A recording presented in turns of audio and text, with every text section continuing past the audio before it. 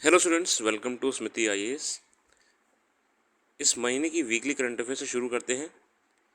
चलिए, पहली जो करंट अफेयर्स हमारे सामने आई है वो है यूरोप में आर्टिफिशियल इंटेलिजेंस को लेकर एक बिल प्रपोज किया गया था, जिसे एक्ट एक लेजिस्लेशन के रूप में वहाँ की पार्लियामेंट, यूरोपियन यूनियन, पूरा जो एक समूह है देश राष्ट्रों का, वहाँ पर प्रस्तुत किया गया, जिसका मुख्य उद्देश्य ये था कि जो आजकल आधुनिक समय में एआई यानी कि आर्टिफिशियल इंटेलिजेंस जिस गति से बढ़ रही है, और जो आज तक अनुमान लगाया गया था कि एआई आएगी या भविष्य में आने वाली है, ये भविष्य और कहीं नहीं अब वर्तमान हो गया है।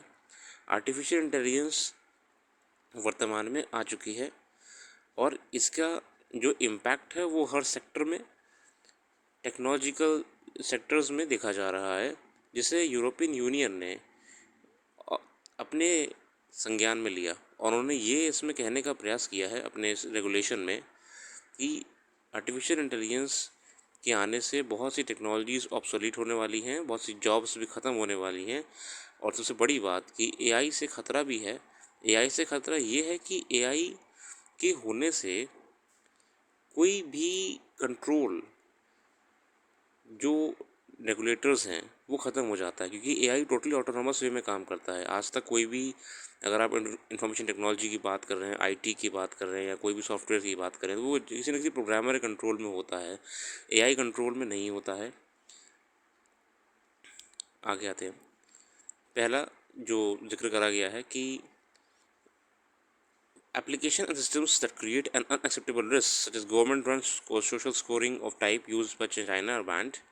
सेकेंड, हाई रिस्क एप्लीकेशंस, मतलब देखिए अब कितना नुकसानदेह आर्टिफिशियल इंटेलिजेंस है कि आजकल कंपनीज़ क्या कर रही हैं, वो एआई सॉफ्टवेयर्स में अपने एम्प्लॉयज़ का जो भी अप्लाई करते हैं उनका डिटेल्स डालती हैं, और आर्टिफिशियल इंटेलिजेंस के माध्यम से कौन सा एम्प्लॉय सबसे ज़्यादा आपके लिए फ़ायदेमंद होगा, उसकी स्किल्स कितनी ज़्यादा फ़ायदेमंद होगी, इवन उसके 5 से 6 साल पुराना डेटा को भी ये सर्च कर लेते हैं, जो डेटा आप लोग वापस से फीड करते हैं, कि ये आर्टिफिशियल इंटेलिजेंस अपने आप से निर्णय देना शुरू कर देता है कि ये एम्प्लॉय आपके लिए अच्छा रहेगा या ये इन पर बुरा रहेगा। इवन आजकल एआई सॉफ्टवेयर्स में जो एस्पिरेंट्स हैं जॉब के, यूरोप में या ऑल ओवर वर्ल्ड में, वो लोग क्या कर रहे हैं, उन सॉफ्टवेयर में अपनी डिटेल्स डाल रहे हैं, एजुकेशन क्वालिफिकेशन से लेकर जॉब एक्सपीरियंस, और एआई सॉफ्टवेयर अपने आप बता दे रहा है कि आपकी ज़रूरत कौन सी कंपनी में होगी। मगर ईयू रेगुलेशंस के हिसाब से इसको खतरा कहा गया है, तो इन्होंने कहा है कि इससे कहीं ना कहीं नुकसान देगा ह्यूमंस को, क्योंकि प्रोग्रामिंग कोई कैसी भी करके एलिमिनेशन कर सकता है, कोई प्रोग्रामिंग करके एक पर्टिकुलर कास्ट को या पर्टिकुलर एक कम्युनिटी को बाहर निकाल सकता है। कुछ केसेस में तो एआई ने एक पर्टिकुलर माइनॉरिटी कम्युनिटी यूरोप में जो है आपकी, उसको इस बेसिस पे रिजेक्ट कर दिया कि वो टेररिस्ट लिंक्ड हैं, कंपनी के लिए ख़तरा है, ऐसे करके उन्होंने अलर्ट करे कंपनी एजेंसी को। तो ये सब ईयू ने कहा है कि एआई चीज़ तो अच्छी है, पहले टोटली ऑटोनॉमस वे में काम कर रही है, मगर रेगुलेटरी नहीं है। तीसरी बात कि एआई का जो एआई के पीछे जो प्रोग्रामिंग वगैरह है वो एक बार होती है, उसके बाद एआई अपने आप ही काम करता रहता है। उन्होंने ये भी कहा है कि आजकल एआई प्रोग्राम्स ऐसे काम कर रहे हैं जिनको खुद उनके प्रोग्रामर्स तक नहीं संभाल पाते हैं कि कैसे उसको इनकोड करें या चेंज करें। ओवरऑल, जैसे अभी हाल ही में ऑनलाइन सेफ्टी बिल आया था ब्रिटेन में, ऑनलाइन को रेगुलेशन कंट्रोल करने के लिए इंफॉर्मेशन टेक्नोलॉजी को, वैसे ही यूरोप ने एआई में प्रयास किया है। आगे आते हैं। एक बहुत पहले हमने हमारा जो दूसरा यूनिट है ब्रावो लीगल एक्सपर्ट्स वाला, उसमें हमने एआई प्रोसिक्यूटर का जिक्र करा था, कैसे आर्टिफिशियल इंटेलिजेंस के माध्यम से हम न्याय देने में और सुविधा क्रिएट कर सकते हैं जजेस के लिए। एक एआई सॉफ्टवेयर क्या करेगा, 2 मिनट में आपको एक कीवर्ड डालेंगे और उसकी जजमेंट हिस्ट्री बता देगा, आपको डेटा दे देगा, आपको उससे रिलेटेड नेचर ऑफ क्राइम बता देगा, केस हिस्ट्री बता देगा पूरी। तो एआई सॉफ्टवेयर से कहीं ना कहीं न्यायालयों में भी फ़र्क देखा जा सकता है। यूएस में ये ट्राई किया जा रहा है एआई बेस्ड डेटाबेस को। आगे आते हैं। AI technologies have become omni present, मतलब ये सब जगह मौजूद अच्छी तरह हो चुकी हैं। बिल्कुल, they are capable performing wide variety task, कुछ भी कर सकती हैं, ड्राइविंग कार्स से लेकर आजकल ये हेल्थ इंडस्ट्री में तमाम अपनी तरफ से योगदान दे रही हैं, जैसे कि कैंसर डिटेक्ट कर सकती हैं। पेशेंट की डिटेल्स डाल के पता लग जाता है कि उसे क्या प्रॉब्लम हो सकती है। एआई बता रहा है और एआई लगभग सही बता रहा है। तो आगे हम इस पे आते हैं, कोई दिक्कत नहीं। 100 डेज़ मन की बात अभी हाल ही में प्रधानमंत्री मोदी जी द्वारा मन की बात का 100वां एपिसोड आया था। हालांकि वो हमारे डायरेक्टली काम का नहीं है, आप सुन सकते हैं बिल्कुल, मगर डायरेक्टली हमारे काम का नहीं आएगा वो। इसमें जिक्र कहाँ हो रहा है, यहाँ पे मैं आपको ऑल इंडिया रेडियो के बारे में बताना चाहता हूँ। ऑल इंडिया रेडियो 1936 में स्टैब्लिश किया गया था, 1936 में। और ऑल इंडिया रेडियो का जो स्थापना की गई थी, तब इसको आकाशवाणी आकाशवाणी सिर्फ कहा जाता था। वो भी 1956 में जाके आकाशवाणी कहा गया। ये प्रसार भारती जो मेन इसकी बॉडी ऑर्गेनाइजेशन है, इसका न्यू दिल्ली में इसका हेडक्वार्टर्स है, इसके अंतर्गत काम करता है। इससे service Prasar Bharati, Doordarshan and Indian television broadcaster. All India radio largest radio network, ये भारत का सबसे बड़ा रेडियो नेटवर्क है और विश्व के बड़े रेडियो नेटवर्क्स में से एक है।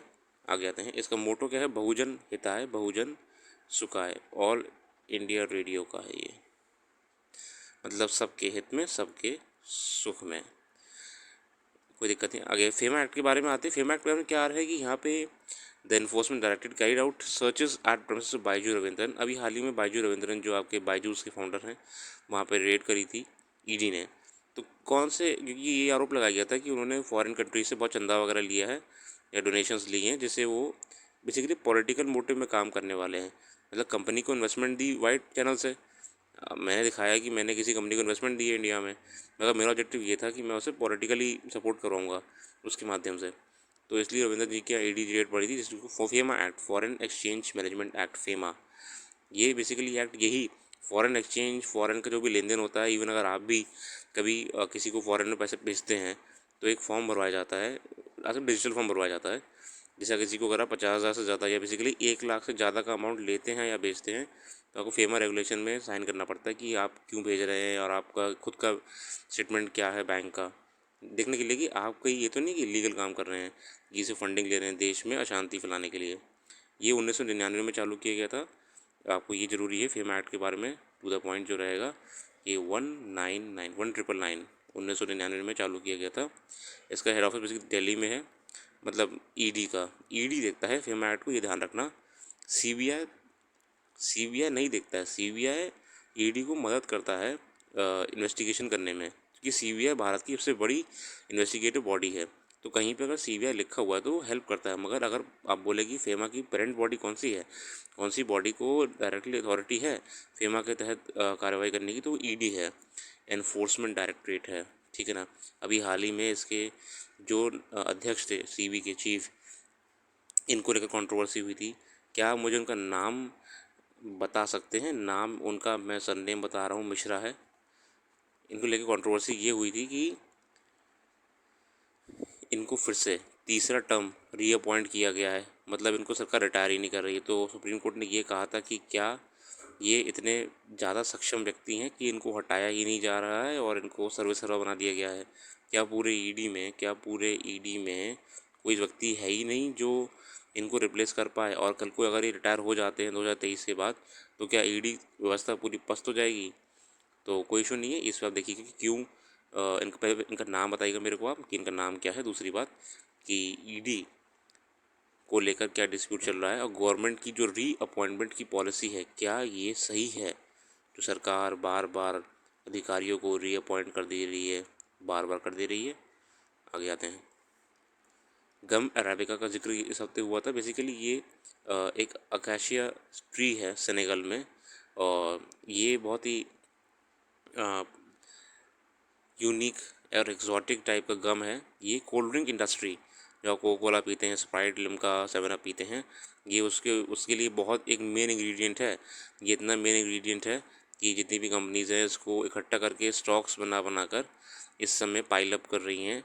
सूडान में चल रहे जो क्राइसिस है, जी हाँ, सूडान में इसका सबसे ज़्यादा प्रोडक्शन होता है। और जितनी भी आपकी कोका कोला वगैरह कंपनियां हैं, ये लोग इस समय गम अराबिका जितनी ज़्यादा हो सके सूडान से लेकर भेज रही है अपने और देशों में, या फिर कहे हम इंडिया में खासकर अपने जो उनके डिपो हैं, इनके कंटेनर्स हैं वहाँ पर। क्योंकि सूडान में अगर प्रॉब्लम चलती रही तो इनका प्रोडक्शन ख़राब हो जाएगा। और ये गम अराबिका जो है, ये आपका जो कोका कोला वगैरह होती है, जो आप कोल्ड ड्रिंक्स पीते हैं, कोल्ड ड्रिंक्स में ये मेन इंग्रेडिएंट है फ्लेवरिंग के लिए। गरम गम अराबिका। सूडान में मिलता है अरकाशिया ट्री। अरकाशिया ट्री ये बहुत ज़रूरी है हम सब के लिए जानना कि गम अराबिका क्यों फेमस है, क्यों हमारे लिए इंपॉर्टेंट है। ये पढ़ लीजिएगा अपने आप। डीडॉलराइजेशन का जिक्र यहाँ पे हो रहा है। देखिए ये डॉलर जो यूएस का जो डॉलर है ये पूरे विश्व में कहीं ना कहीं एक नेशनल करेंसी कह सकते हो आप, एक इंटरनेशनल करेंसी। मगर अब जो है इसकी जो वैल्यू रेगुलर पेट्रोलियम इंडस्ट्री में या डिप्लोमेटिक डिस्प्यूट्स जो होते रहते हैं वो वेस्टर्न कंट्रीज़ में, इसके कारण अब डॉलर को लोग कम पसंद कर रहे हैं जो देश हैं, और वो अलग अलग करेंसीज़ को अपना ट्रेडिंग के लिए मान रहे हैं। तो अमेरिकन इंस्टीट्यूट ऑफ इकोनॉमिक्स ने ये रिसर्च करी थी जिसमें इन्होंने ये बताया था कि डॉलर को रिप्लेस करने का हर संभव प्रयास किया जा रहा है।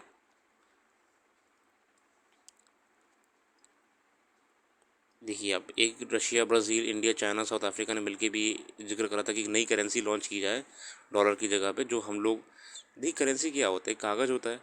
अभी मान लीजिए मैं आपको एक कागज़ फाड़ के दूँ और मैं आपसे बोलूँ कि आज से हम और आप इस कागज़ को 10 रुपये मान रहे हैं, और हम लोग कोई भी एक दूसरे में चीज़ें खरीदेंगे तो वो उसी कागज़ से खरीदेंगे। तो यही तो करेंसी है कि देशों ने मान लिया और वो चलना शुरू हो गई। तो अब जो बाकी देश हैं वो कह रहे हैं डॉलर हर दूसरे दिन कोई ना कोई डिस्प्यूट में फंसा रहता है और कोई ना कोई इंटरनेशनल प्रॉब्लम की वजह से फ्लक्चुएट होता रहता है, तो हम अपनी करेंसी बनाएंगे क्योंकि हम लोग डिस्प्यूट में है नहीं। अरे Russia, India, China, South Africa, इन लोगों में कोई डिस्प्यूट नहीं है, मगर अगर ये डॉलर पर डिपेंडेंट है तो डॉलर से इनको प्रॉब्लम होती है। चलिए आगे आते हैं, डिटेल हम आएंगे बाद में, आप पढ़ लीजिएगा एक बार इसको जो लिखा हुआ है, इसमें आराम से डिटेल बाद में आएंगे। इसके बाद जो अगली खबर है आपकी कि हाल ही में भारत सरकार द्वारा, केंद्र सरकार द्वारा एक भारत श्रेष्ठ भारत स्कीम के तहत ये कहा गया है कि अगर कोई भी राज्य है उसके पड़ोसी राज्य में अगर उनका स्थापना दिवस है राज्य का तो वो भी मनाएंगे, मतलब हैप्पी बर्थडे टू यू वाला सीन है यहाँ पे। हाल ही में Gujarat and Maharashtra celebrating the statute days 1 मई 2023। ये आपके लिए ऐसे ही समझना जरूरी है कि गुजरात और महाराष्ट्र का 1 मई को फाउंडेशन डे मनाया जाता है। तो मोदी जी ने कहा भैया अकेले अकेले बर्थडे मत मनाओ, पार्टी करो। गुजरात और महाराष्ट्र में पार्टी हुई थी वो बढ़िया वाली, राज्यपाल जी ने पार्टी दी थी। आरती खुशबू यादव जी का नाम आया यहाँ पे। इन्होंने रेस वॉक बेसिकली एक स्पोर्ट्स होता है जिसके अंतर्गत इन्होंने वहाँ पे तीसरा और चौथा स्थान खुशबू यादव, आरती यादव ने जीता है। ऑपरेशन कावेरी सूडान में चल रहा है। सिद्धार्थ मोहंती जी जो है ये, इनको बेसिकली एलआईसी का बॉस सर्विस रो बनाया गया है। भारत सरकार का ये प्रयास है कि एलआईसी को सरकारी एजेंसी से हटाकर एक प्राइवेट कॉरपोरेट की तरह रन करें ताकि वो और प्रॉफिट्स दे। एलआईसी में हद से ज़्यादा पैसा सरकार ने देखा है, हकीकत में एलआईसी में बहुत पैसा है, मगर वो पैसा रनिंग में नहीं आ रहा है, वो देश के विकास में इतना काम में नहीं आ रहा है। तो भारत सरकार ने ये कहा है कि एलआईसी में सीईओ होगा, एक चीफ एग्जीक्यूटिव ऑफिसर होगा जो इसे रन करेगा, इसे एक्सपैंड करेगा और हमारी मदद करेगा। फिर नेशनल हेल्थ अकाउंट के बारे में जिक्र यहाँ पे किया जा रहा है। National health account basically world bank का एक कॉन्सेप्ट है जिसमें हर देश, हर राष्ट्र अपने हेल्थ सिस्टम पे हो रहा है एक्सपेंडिचर, खर्चे पर कैपिटा पर्सन पे हो रहा है हेल्थ के खर्चे, हेल्थ के बर्डन को एक रिकॉर्ड मेंटेन करा करेगा, और कितने आउट ऑफ पॉकेट एक्सपेंडिचर उस व्यक्ति के या उस देश में रहने वाले व्यक्तियों के हो रहे हैं। मैं यहाँ पे देख रहा हूँ OOPE, इसे कहते हैं आउट ऑफ पॉकेट एक्सपेंडिचर। ये हर व्यक्ति मतलब या फिर किसी भी राज्य या किसी भी राष्ट्र का कितना खर्चा हेल्थ क्षेत्र में जितना बजट अनुमान लगाया गया था उससे भी ज़्यादा हो रहा है। चलिए इसमें पढ़ लीजिएगा इसके बारे में थोड़ा सा आगे। ये वर्ल्ड बैंक का कॉन्सेप्ट है, ठीक है। System of health account is an international accounting framework for systematic tracking health spending. चलिए देखिए आज के लिए इसमें तो इतना ही था।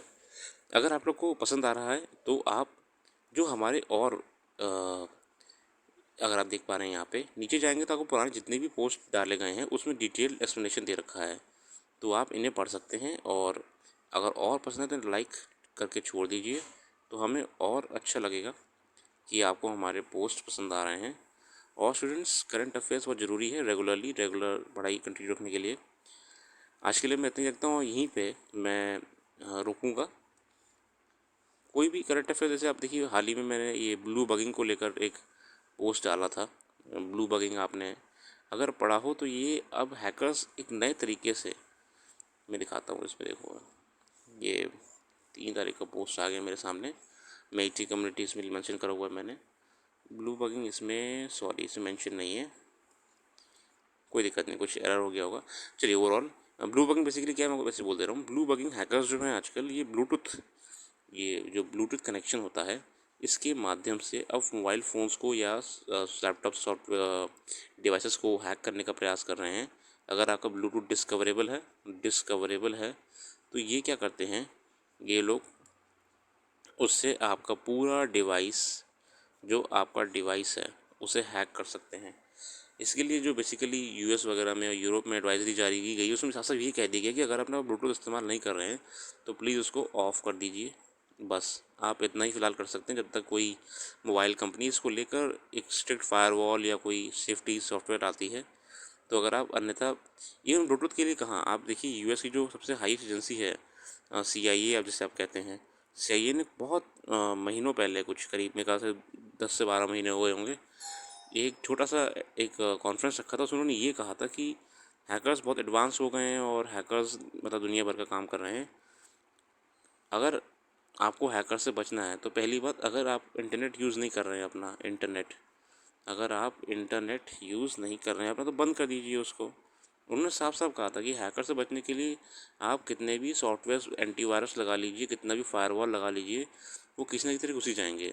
उन्होंने ये कहा है कि अगर आप कोई ऐसा समय जब आप मोबाइल अपना यूज़ नहीं करते हैं तो इंटरनेट बंद कर दिया करिए।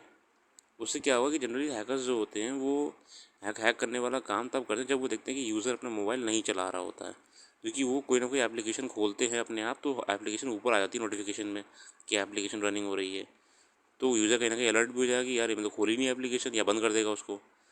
तो इसको लेके क्या कहा गया कि इंटरनेट को बंद कर दीजिए जब यूज़ नहीं करें, खासकर रात के समय। अक्सर लोग नाइट में इंटरनेट ऑन करके छोड़ देते हैं, तो रात के समय आप इंटरनेट अपना बंद कर दीजिए, ऑफ़ कर दीजिए। दूसरी बात, ब्लूटूथ के लिए भी ये कहा जा रहा है कि ब्लूटूथ अपना अगर आप यूज़ नहीं कर रहे तो प्लीज़ इसे बंद कर दीजिए, ताकि डिस्कवरेबल ना हो, और डिस्कवरेबल नहीं होगा तो इसे हैक नहीं कर पाएंगे। अगर ब्लूटूथ आपके किसी पेयर्ड है, मान लीजिए आपका ब्लूटूथ पेयर्ड, आप हेडफोन में गाने सुन रहे हैं या फिर आप लैपटॉप में कनेक्ट करा हुआ है, तो हैकिंग मुश्किल है इसमें, हालांकि पॉसिबल फिर भी हो रही है। पर जनरली जो ब्लू बगिंग के माध्यम से हैकिंग का जिक्र करा जा रहा है, वो तब करा जा रहा है जब किसी का ब्लूटूथ खुला हुआ है, मतलब उसको एक ही ना कि उसने दरवाज़ा अपना डोर खोल दिया है, तो चोर आ ही जाएंगे। ठीक है ना। ओवरऑल मैं यहीं पे एंड करता हूँ, और अगर आपको पसंद आ रहा है तो शेयर करिएगा बिल्कुल अपने छात्रों में, अपने दोस्तों में, और लंबे समय के लिए तैयारी में बने रहिए।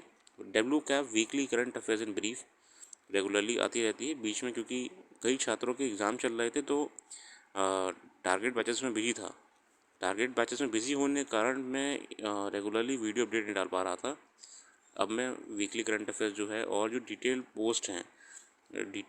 पोस्ट हैं कोई भी करंट अफेयर्स टॉपिक को लेकर, वो मैं आपके सामने लाता रहूँगा। बाकी जो लोग भी परीक्षा दे रहे हैं उनके लिए ये बहुत फ़ायदेमंद होता है, इवन मेंस के लिए भी। आप प्रीलिम्स की बात छोड़िए, आपको मेंस के लिए भी ये बहुत ज़्यादा फ़ायदेमंद देखा जाता है। ऑल द बेस्ट है आप लोग के लिए, आने वाले जो भी आगे में परीक्षा दे रहे हैं 2023 में, 2024 में। बढ़िया पढ़ाई करिए, और अगर जितना भी हमारे माध्यम से आपको हेल्प मिलेगी हम आपको करेंगे। Thank you and